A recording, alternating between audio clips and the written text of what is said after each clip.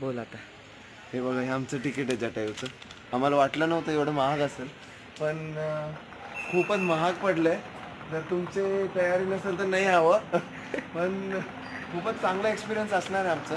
मी हे पण सांगतो तुम्हाला, किती आम्हाला 3955 पडले 7 जणांचं ticket.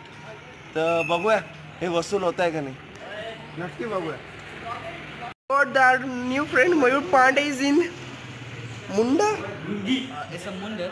Munda. So what is it? Outfit of Kerala. Oh. I'm wearing that. Yeah. Local for vocal. Vocal? Yeah. Made in India. Mayur Pande. Manish पांडेंचं किती राहिले? फूड आयटम जे होते बाहेरून आले ते अलाउड केलेले नाहीयेत.